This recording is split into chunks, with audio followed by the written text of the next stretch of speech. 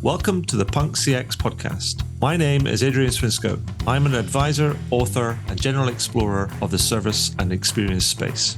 My guests tend to have just released some interesting research. They run a company that has some interesting tech in the service and experience space. They are part of an organization that is doing some cool stuff, or they run their own business doing interesting things for both their customers and or their employees. That's enough from me. Let's get into the interview.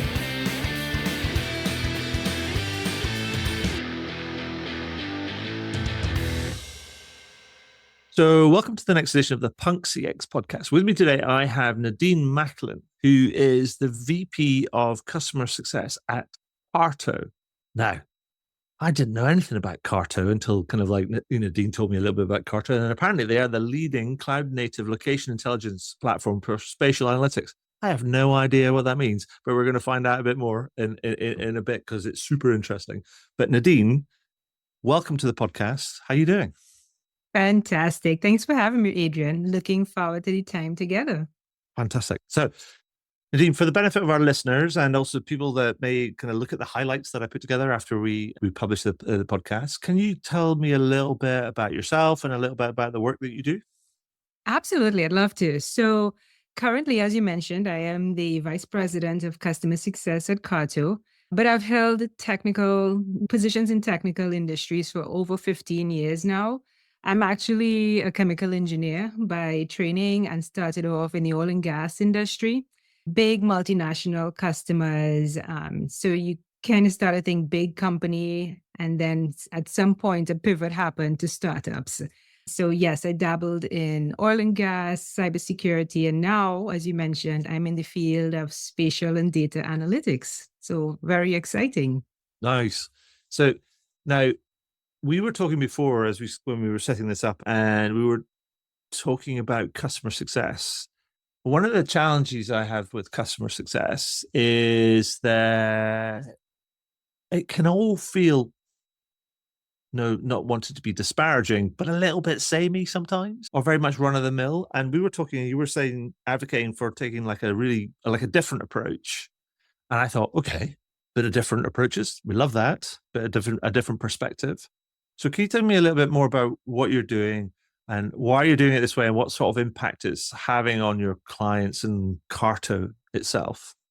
I would love to, yes. So I agree, although customer success is not a field or an area that has been around a long time, nevertheless, we have some pretty standard best practices, and you tend to see customer success organizations doing the same thing over and over and trying the same techniques.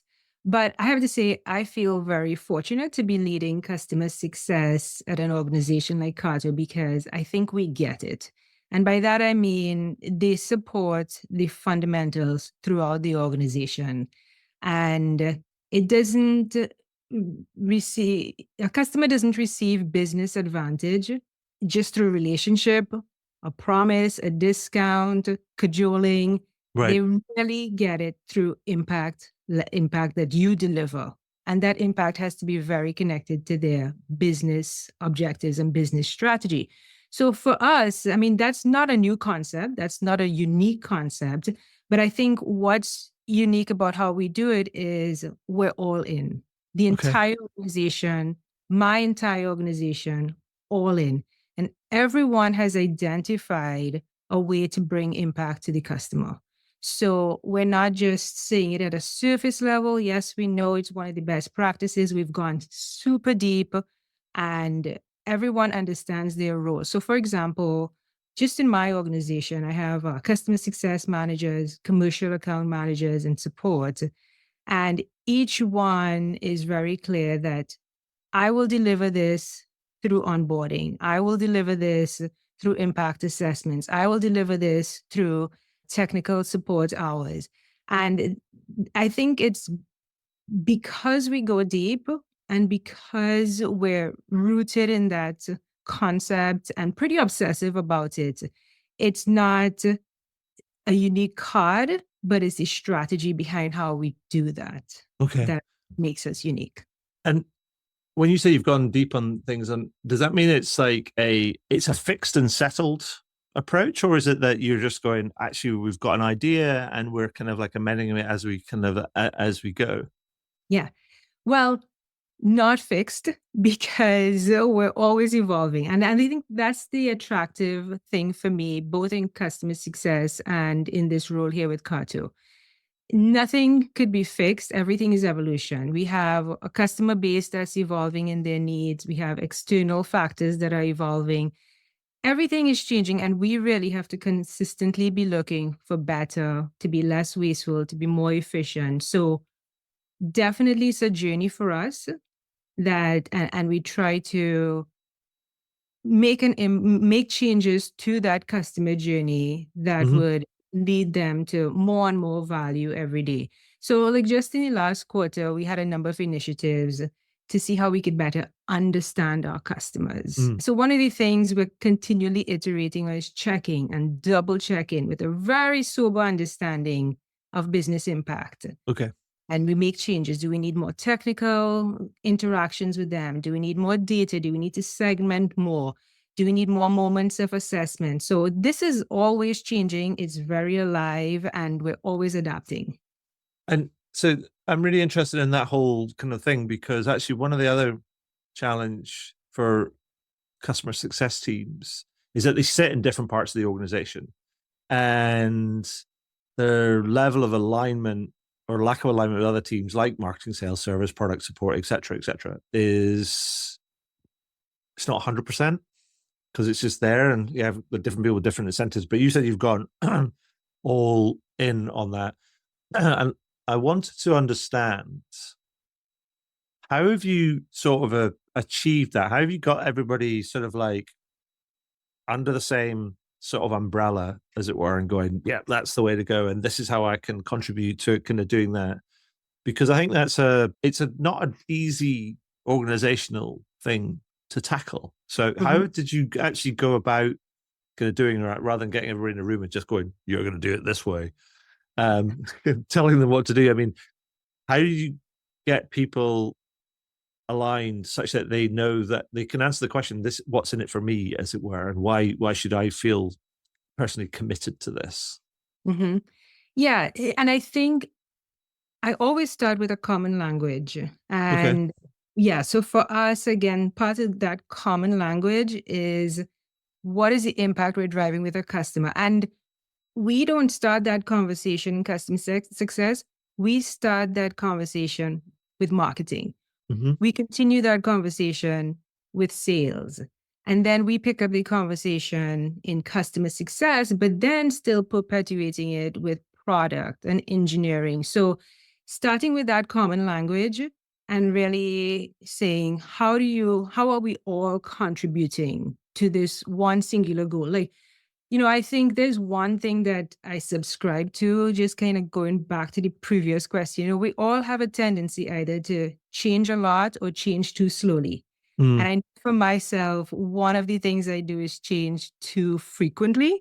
So I'm using a technique actually. It's a technique from Chris McChesney, the 4 Disciplines of Execution. And I'm using wildly important goals to tell my team, hold me accountable to this. Right. This is one thing we are going to do well and do to completion in this period of time. And then the entire organization starts to speak that very similar language. And if we anchor all of that around impact, you could see it's a very force multiplier type of effect, Hmm. right? So we have the common language, we have common goals rooted in one core principle, and then we're all driving, changing at an appropriate rate, but really waiting to see, okay, what is sinking. And I really do think customer success is kind of the center of an organization. Of course, we all do think that about our jobs, but we get to be anchored in reality. Hmm. We get to see, are the marketing techniques working? Are the sales ICP the right for us? Is the product moving in the right direction for our customer? Do we have product resilience? So being able to, again, have that common language, common objective, and really anchor in what's true, that seems to be kind of creating a real momentum for And us. and is that helped by having all of those functions? I mean, is marketing and sales and service and support and success all under the one kind of umbrella? So they all report into the same kind of place? Or is it that you've got, how have you achieved those different functional alignment? Does that mean that it requires sponsorship from your exec level and then it kind of cascades down from that? Or how does that work? Yes, that's a great question. And it kind of goes back to one of those big battle questions for customer success organizations. Like, how do you get influence over the other parts of the organization and where do you sit, right? And I can tell you what's working for us, but just a general comment. I think customer success should sit in a place that would give them the autonomy and respect to be that force multiplier. Mm-hmm. And for us, that means I sit directly reporting to my CEO, peers alongside sales, engineering, marketing, etc. Right? Because that gives me the most influence, that gives me the best voice, and we really do get to say customer first because I have, I'm at that level and in those conversations. So for me, that works. I'm not going to say hard and fast that that has to be everybody's structure, but I think the key indicator is it giving you the autonomy and respect to be a force multiplier for the organization? Mm. And so I don't know if it's very common to get for success to have that level of exposure at at such a senior level, to be sitting on the if you like the executive committee. But if you are a SaaS-based business or just service-based business which relies on repeat custom and or subscription kind of revenues, then it's important and it should be at that level, surely, because many businesses now are trying to adopt subscription-based business models, and the RR of the ARR or the MRR is kind of recurring revenue, and therefore it's not just about what you sell it once, but it's about what happens that keeps it recurring, and so that should make it a top level kind of concern. So it's great to see that you have that sort of seat at the top table, but it doesn't feel like it's very common. And success often gets subsumed into other areas, but it's nice to see that you've actually been able to split it out and therefore be able to achieve that senior level alignment across marketing, sales, engineering, and so on and so forth. Absolutely. Yeah, I think the more mature an organization becomes, you start to realize it's not just about what's coming in. It's not just about the revenue that you're bringing in, but the revenue that you're sustaining, the revenue that you're growing, the experiences that you're building with your customers. So, yes, I think more and more it becomes imperative that customer success gets that type of seat at the table because that speaks to longevity. Mm, yeah. And so that's one kind of area which it feels like you're having, pardon the pun, having some success in. But one of the other areas I wanted to ask you about kind of relates to, you're providing location intelligence for spatial analytics.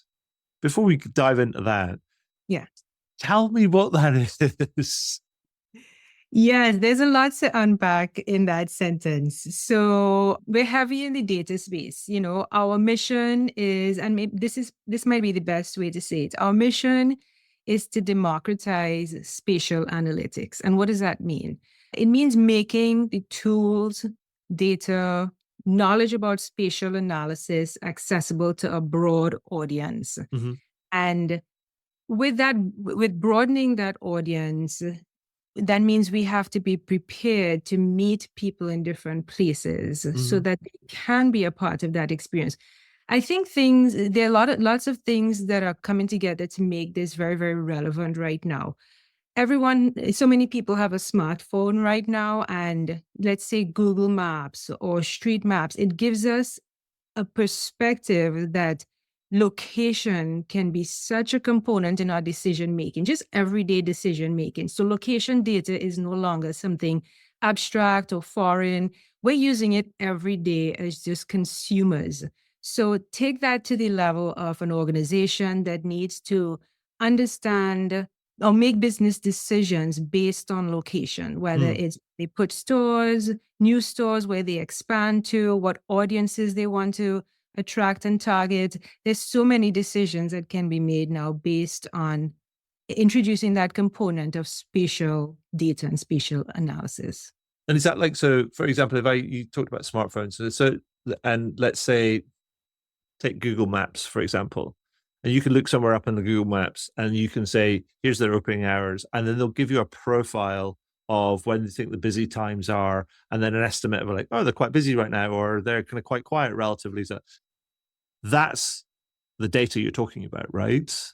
In a very beginner sense, yes. Thank you. I'll That's take beginners. I'll take the 101 sort of level. That's that fine. And because we can dive into kind of what that kind of means at kind of a more detailed level. But yes, just for people's understanding that might be listening and they'll be like, what? They're like going, yeah, that's the sort of stuff in terms from a consumer perspective. That's how you might experience some of that. Or if you're planning a route and they might tell you about traffic and routing and all these different sort of things, it's that type of kind of thing. That's how it manifests itself in a consumer exactly. sense. Is that right? But then there's a way more detailed applications when you get into that sort of B2C related stuff, but also B2B related stuff, and then other domains, I guess. I just wanted to clarify that because otherwise it might feel a little bit esoteric. No, you're absolutely right. Yes. Think of your traditional databases and all the data that we would normally accumulate. And then there's a location component onto that. Yes. Mm-hmm. And that also brings me to this idea that, you want to use this data and this spatial analytics. It relates to help people make better decisions. And it relates to that sort of whole idea around we want to be data-driven decision-making organizations or leaders or individuals or professionals, whatever. And that makes me think about the capability, because there's all this, I have a sense that many people are talking about that, about being data-driven in their decision-making, but I have concerns about how and whether people or organizations are as capable as they need to be, or if there's this capability gap. Because I remember it was probably about 8 years ago. I remember on the back of the explosion of big data and data analytics and things, there was a gentleman called Vivek Jetley who worked at a company called EXL, I think it was, and he was telling me about this capability gap that exists, like, i.e., there's not enough data analysts around to service all this data. But at the same time, at the level above, we were talking about we want these leaders that understand what data-driven decision making is, and they were just talking about this. There's hundreds of thousands of people there's a capability gap showing up, and I wonder if you're still seeing that. Is there a capability gap? We talk about the need for this or the benefit of doing this, but is there a capability gap between what some of the technology and the data can offer us and how people are using it or leveraging it? This is such an interesting topic. And yeah, so I'm really, really glad that you touched on it. It's also an exciting period in time for Mm. us to be talking about this. So, data driven decisions and the capabilities around it. I think we all know that we should be making data driven decisions in our everyday business. It's kind of like financial planning. Mm-hmm. Everyone knows they should do it, but there's seldom a doubt on the advantage of doing it. But what are the practical steps? Who's setting a budget and understanding investment options? We kind of get lost in these steps, right? And we miss opportunities. So I think data driven decisions is very similar. Every leader asks themselves at some point, how can I do more to understand the data that I'm using, that I have? Mm-hmm. But they lack general guidance. So why I think it's an exciting period for us is that although there's an explosion of data, there's an explosion of tools and there's an explosion of techniques. And it's really a time when we can take advantage of digging in and honing our skills in this area. Yes, you will always feel like you don't know where to start. Yes, you will feel like you have more data than you know what to do with it. you would feel lost. You feel like your hypotheses started off wrong, but it's sinking into that, setting clear goals, utilizing tools, and Kato is one of those tools, but utilizing the right tools to help you. There's so much out there right now to give us that boost to make sense of all the data and to really dig in and just drill down and find and extract all these great and exciting pointers, insights, and decisions. But Yeah. I think we have to understand that there's a methodology. We all have to try to work through that and improve our skill sets in that area. Yeah. I mean, then that must, being cognizant of different people's experience levels and capability levels in this type of role, about they'll be interested in extracting as much insight as they possibly can from the data that they have available to them, and how that can drive better outcomes in their businesses. But given that we know that there's a variety or a spectrum of capabilities and experiences in this sort of space, I'm surely does that not affect and also drive how you design and deliver the features and developments in your product, but also kind of your customer success kind of program, and to help and empower them. I know obviously there's a role for AI in all this, because I remember kind of like, if I think about it kind of like now about data and data manipulation programs. So I studied economics back in university. Econometrics was the big thing, and we were using things like, I don't know, SPSS and SAS sort of back in the day, and oh my God, they weren't user friendly. It's almost a bit like you needed a PhD in the software products before you could even get started on thinking about, wow, what does this actually mean? And is there a correlation? What's the R squared? And all these different types of distributions. And you're like going, but that you can't present that problem to these leaders or kind of firms that you're working with. I mean, so how are you kind of using all of that sort of that understanding, that different level of experience, capability gaps, build it into sort of the product and using the tools to help people, I guess, develop the hypothesis, run it against the data, figure out kind of what's showing up, and then what it means for them, where they can go next? Yeah, this is what my team and I deal with every day. So, you have a platform, you have a product, and oftentimes you think about, like, similar to your experience, Adrian, like, are we building people to be experts on our product? Well, that's not the focus. The focus is allowing them to get what they need from the product, right? So it's not so much about the customer's journey with our platform. It's just about the customer's journey. And each user is on their own journey with data, analytics, spatial components, and they all just want the right answers to their questions. One of the things we've employed for that, kind of going hand in hand with democratizing data, is generative AI, right? You still need someone at an expert level to find the right data, extract it, transform it. But once you have that set up, this is a prime field to use AI to query, to surface insights, to decompose facts, to reconstruct narratives. That's all AI does best, at all those things.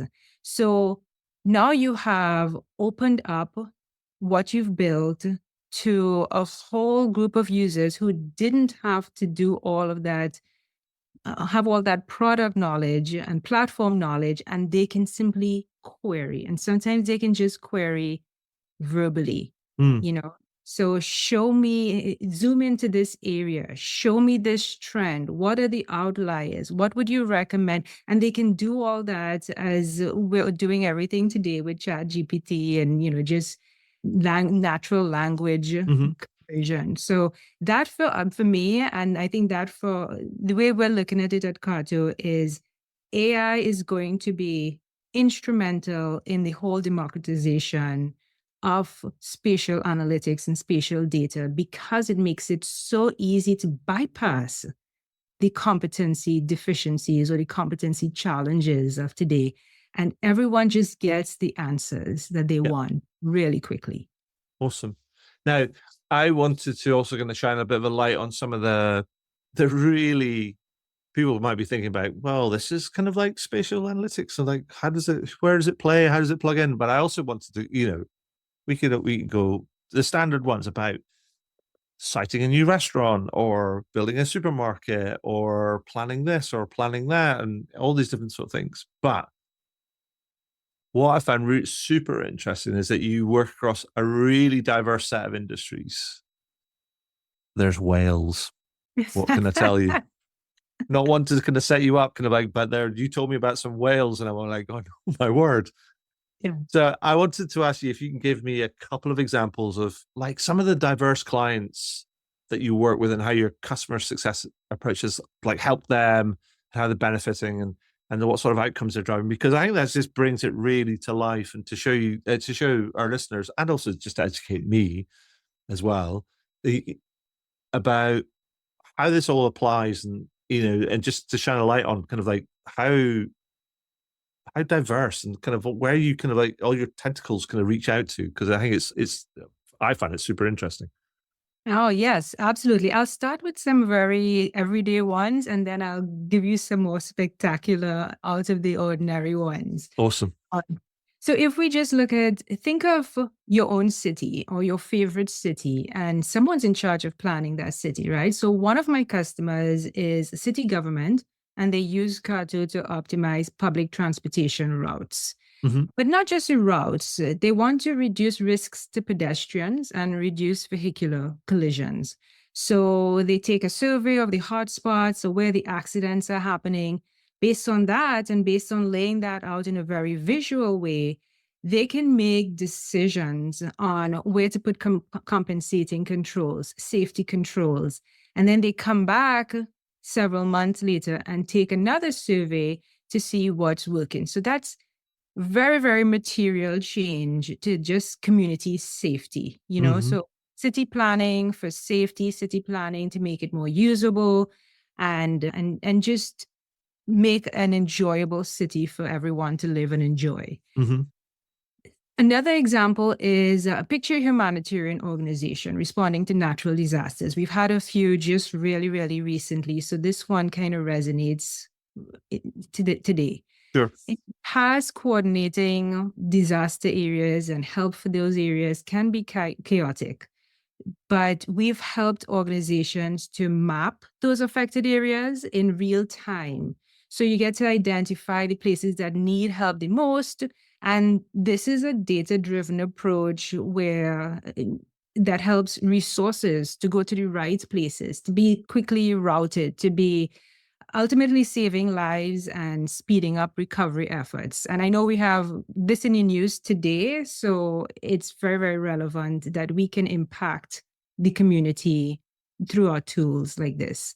But going to one of your favorites and my favorite is we work with a foundation whose mission is dedicated to the conservation of marine fisheries, ocean habitats, coastal communities. And this is so neat because they've gathered a community a community of privately owned vessels, fishermen, etc., and they go out tagging tens of thousands of dolphin fish every year.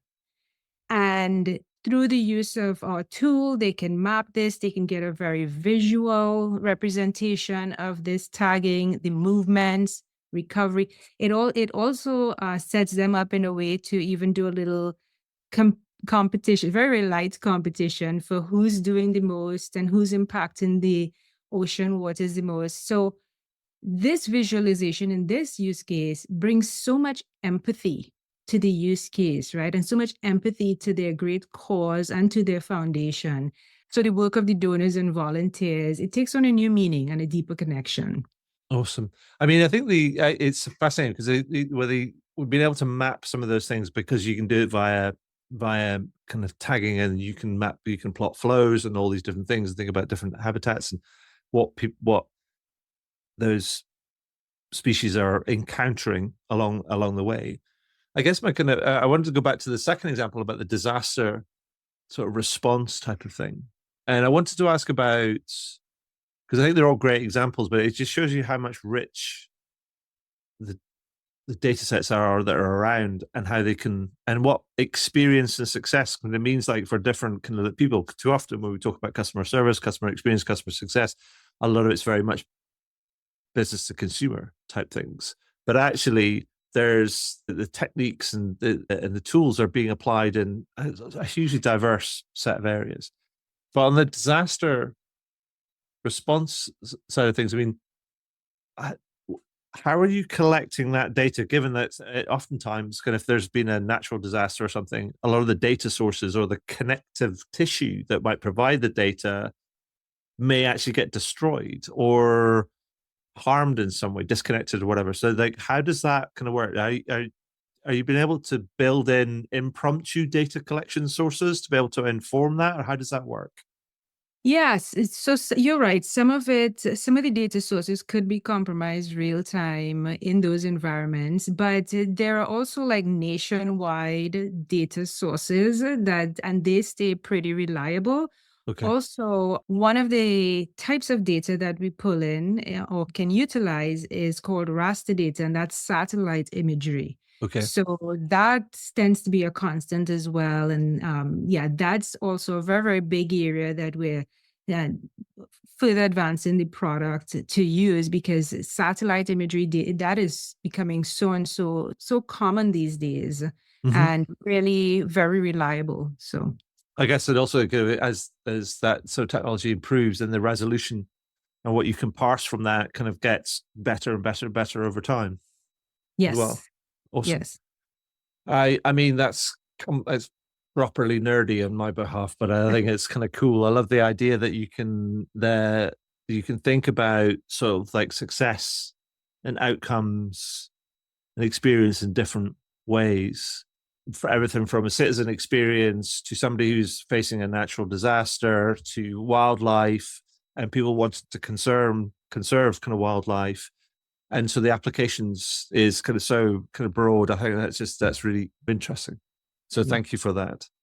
But I wanted just to maybe zoom out a little bit, because that's you're kind of heavy into the technology and the data and the tools and also the decision making and stuff. And I wanted to say, well, actually, you must be also thinking about what's coming next and how you can develop things and what's kind of having a big impact and stuff. And I wanted to zoom out and ask you, Nadine, I mean, what are some of the big things that are emerging kind of now? Maybe technologies, maybe other things that you think are going to drive the future of customer experience. And that could be customer, it could be patient, it could be citizen, it could be kind of whoever experience. And what is it that you think we should be doing to sort of prepare for those things? What should be aware of?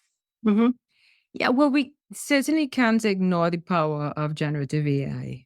It's accelerating us in so many areas. And I think if we ignore it now, we will fall behind or we will miss those opportunities to bring some real tangible benefits to our customers. Mm-hmm. So we can't ignore that. And I think just if the more we can become comfortable in being critical and having that unbiased use of data, asking those tough questions, that's definitely going to lead us in a probably a place that we can't even foresee Mm-hmm. today. But we definitely have to start building those skills to do that.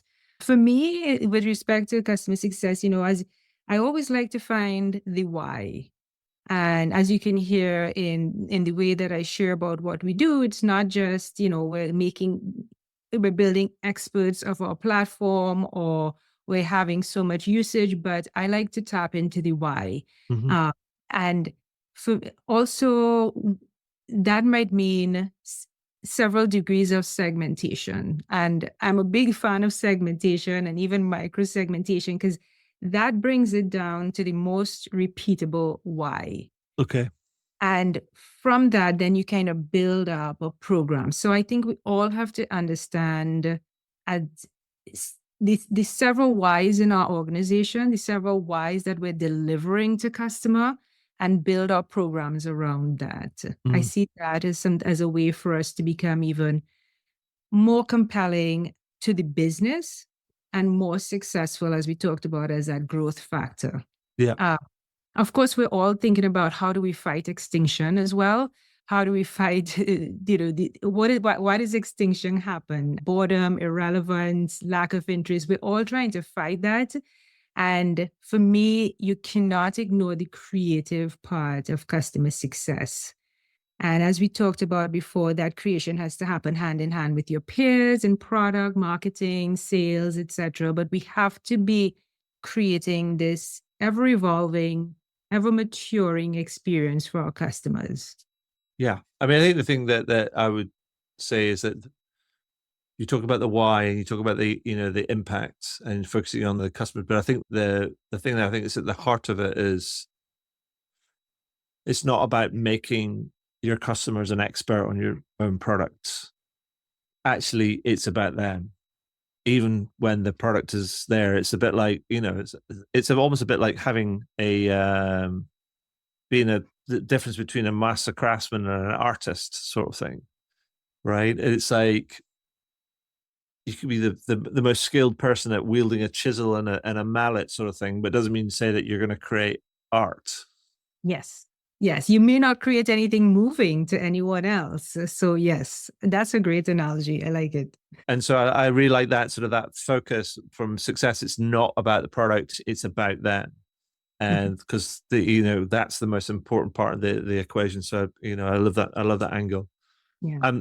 So Nadine, before I ask you some sort of wrap up kind of questions, is there anything else you'd like to add or highlight that we missed out about your kind of approach to success, or how it's maybe going to change in the future before we kind of get into some quick fire sort of like questions? I think just as a wrap up, I think we're in a really exciting period. The economic situation is forcing us to be smarter. We have an explosion of tools that can facilitate that, whether you do decide to take a data driven approach or you do decide to to explore how AI can help you, whatever perspective you take or whatever strategy you take. I think there's still so much to be done on the frontier of customer success and the use of data-driven techniques that it's really exciting. The thing I would say is we're all on our own personal journey to Mm-hmm. be better in both of those areas. And who knows, if we talk in a year again, there might be so many different things that have exploded and so many different changes that we have to keep ourselves always open to that. Absolutely. Always be learning. Yeah. Brilliant. So a few quick fire questions before we wrap up. Sure. Because we could talk about all these different things, I always like to boil it all down and ask for people's best advice. And the way I've been doing that recently is asking them to complete this sentence. And the sentence is this, Nadine. Is it, if you want to improve or make your, let's say, if you want to make your customer more successful, Nadine says, do this, ... complete that sentence. Over to you, Nadine. Well, I love it. I'm in a position in life where no one asks for my advice anymore. So thanks for asking. Brilliant. Yeah. I think to stay on theme, I would say get comfortable with data. As I mentioned, you will always feel like you don't know where to start, don't know what are all the pieces to the puzzle, or feel like you're off track, but start, right? Start with that hypothesis, be creative, build, go ahead and fail, and ask experts. It could be an expert program, it could be an expert AI, it could be an expert person, but use some of that expert knowledge around to take you through some of your blockers. But definitely get comfortable with data. And every data set tells a story. And by harnessing some visualization, we can transform it to very, very compelling narratives. Awesome. Thank you. And so the second question is a punk one. Well, it has to be because it's a Punk CX podcast. And so my question is this: what company or brand do you think takes a more punk approach to its experience? So I'll have to name two if that's okay. That's fine. One is very broad and popular and big, and one is small and perhaps more personal. So the big one, I would have to say Marriott Bonvoy. Okay. I think if you're a member of Marriott Bonvoy, they get it. They try to get you deeper. They try to personalize it. They try to treat you like someone special. They really try to see you as the customer. So Mhm. that's one that I would put up there. But on a much smaller scale, I've been using one vendor in my customer success journey over the last year, and it's Vitally. And, just the same way that I think, like, make this about the customer, not the product. They're highly accessible, very, very easy to make it about me and what do I need at this point in time while bringing in their expertise. But just that gentle guidance, I think I would say that they're a great candidate for. Awesome. Two that will kind of definitely kind of like have a shout out because they're always good. It's always good to get at examples that some people might not necessarily acknowledge because it gives people and me kind of clues to go and look at kind of what they're doing and think about what we can learn from it. Yeah. And so my final question before we wrap up is, well, it's a good news story one because, well, enough said, right? We need Yeah. more good news stories right now, I think. And so, Nadine, can you tell me a good news story? I mean, tell me something that you've seen in the last week that you've gone, oh, that's super interesting, or that made me smile, or made me feel kind of warm and fuzzy sort of thing. Yeah. Give me a good news story, Nadine. I hope this one moves you as it did move me. It's a small story. It's overlooked, but as we talk about the environment and the impact of the environment, it just caught my attention and it did make me smile. So this week, I don't know if you saw in the news, but 116 miles of California coastline was declared a national marine sanctuary. That's Oh, great news in itself. Here's the second piece of good news on that topic. This entire motion was proposed and championed by an indigenous people called Chumash. So the Chumash people. okay. For me, that's like two good stories rolled in one because it says so much about where we're headed and so much about what is possible for the future. Awesome. Love that. I will definitely check that one out. I hadn't heard Yeah. about that, but I love when that happens. So that's super cool. But Nadine, I just wanted to say that's all I have for today. I wanted to say thank you for the work you do, telling me about Wales and how it relates to spatial analytics. Who knew? Which is great. Thank you. Congratulations on your success and what you're doing across the Canacarto. I also just finally want to say thank you for sharing your time and your insight and your experience and your point and perspective with me today. That's been super cool. This has been an absolute pleasure. Thank you so much for hosting me and for listening to everything that I wanted to share. Thank you. You're welcome. Wow, what a great interview. I hope you enjoyed it. I know I did. Find out more about me and the work that I do at adrianswinscoe.com. Do leave a review on your favorite podcast platform.